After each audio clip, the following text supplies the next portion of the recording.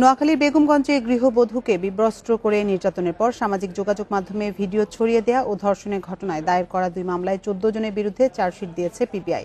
দুপুরে নোয়াখালীর chief judicial magistrate আদালতে অভিযোগপত্র জমা দেন পিবিআইয়ের চট্টগ্রাম বিভাগীয় বিশেষ পুলিশ সুপার মোহাম্মদ ইকবাল ও জেলা কার্যালয়ের পুলিশ সুপার মিজানুর রহমান মুন্সি।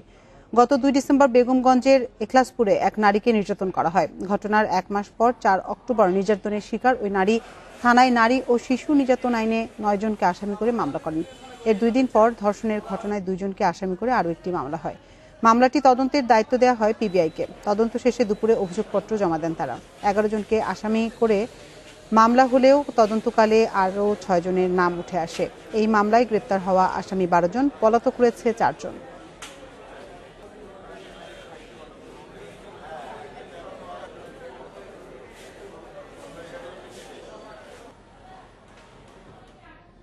এ নিয়ে আরো জানাতে নোয়াখালী থেকে আমাদের সাথে যুক্ত হচ্ছেন সহকর্মী আবু নাসের। নাসের, মামলার সব আসামির বিরুদ্ধেই কি চার্জশিট দেওয়া হয়েছে? এ নিয়ে আর কি কি তথ্য আছে আপনার কাছে?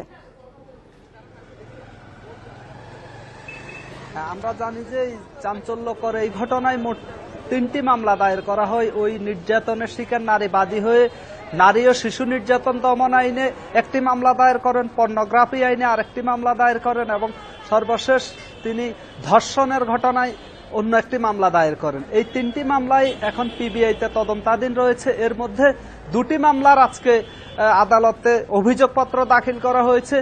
ওই 2 মামলাতে মূলত 9 জনকে এজাহার নামিয়ে আসামি করা হয়েছে। এছাড়া অজ্ঞাত আসামি করা হয়েছে কয়েকজনকে। তো এজাহারে 9 জনের নাম উল্লেখ করা হলো, আরো বেশ কয়েকজনকে পুলিশ তদন্তকালে এই মামলায় সম্পৃক্ত করে। তো সম্পৃক্ত করে সর্বমোট 12 জন আসামিকে এই মামলায় গ্রেপ্তার করা হয়েছিল।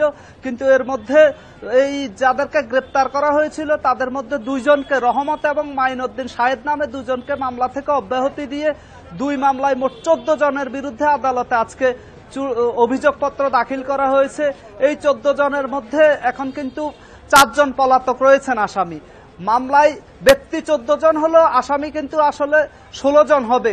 কেননা নারী এবং শিশু নির্যাতন আইনে যে মামলাটি দায়ের করা হয়েছে সেখানে যে 12 জনকে নামে অভিযোগপত্র দেওয়া হয়েছে, ওই 12 জনের আরো 2 জন, ওই 12 জনের মধ্যে যে 2 জন আছেন তাদেরকে আবার ধর্ষণ মামলায় আসামি করা হয়েছে। ফলে ব্যক্তি হচ্ছে 14 জন, কিন্তু আসামি হচ্ছে 16 জন।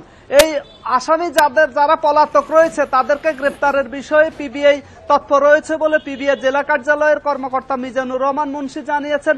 পাশাপাশি এই মামলার যেই অন্যান্য যে বিষয়গুলো রয়েছে তারা আমাদেরকে বিস্তারিত জানিয়েছেন যে মোট 30 জনের সাক্ষ্য গ্রহণ করা হয়েছে এই মামলাতে এবং 69 দিন সময় নিয়ে তারা 48 কর্মদিবসে 2টি মামলার আজকে আদালতে অভিযোগপত্র দাখিল করেছেন এবং মামলাটিকে তারা সর্বোচ্চ গুরুত্ব সহকারে দেখে ঘটনাস্থল, আশপাশের এলাকা এবং যে আলামতগুলো রয়েছে সেইগুলো সবকিছু সংগ্রহ করে তারা খুবই দক্ষতার সাথে তারা এই মামলার চূড়ান্ত অভিযোগপত্র দিতে পেরেছেন বলে পিবিআই এর পক্ষ থেকে জানানো হয়েছে এবং মামলাটি সুষ্ঠুভাবে বিচারের জন্য এই অভিযোগপত্র বিশেষ ভূমিকা রাখবে বলে পিবিআই এর পক্ষ থেকে জানানো হয়েছে এবং 332 পৃষ্ঠা হচ্ছে যে ধর্ষণের চেষ্টা মামলা এবং পর্নোগ্রাফির যে ঘটনাটি ঘটেছে, অর্থাৎ সামাজিক যোগাযোগ মাধ্যমে যে ভিডিও ছড়িয়ে দেওয়া হয়েছিল সেটির যে অভিযোগপত্র দেওয়া হয়েছে 332 পৃষ্ঠা সেখানে।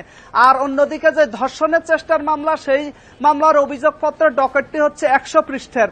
অর্থাৎ সেখানে খুঁটিনাটি সব বিষয় আনার চেষ্টা করা হয়েছে এবং আজকে 11টার দিকে পিবিআই এর জেলা কার্যালয়ে এই নিয়ে গণমাধ্যম কর্মীদের সাথে ব্রিফিং করা হয়েছে পিবিআই এর পক্ষ থেকে। সেই ব্রিফিংকে ঘটনাস্থল, উদ্ধারকৃত আলামত, আসামিদের ছবি প্রজেক্টরের মাধ্যমে গণমাধ্যম কর্মীদের কাছে প্রদর্শন করা হয়েছে। আপনাকে অসংখ্য ধন্যবাদ।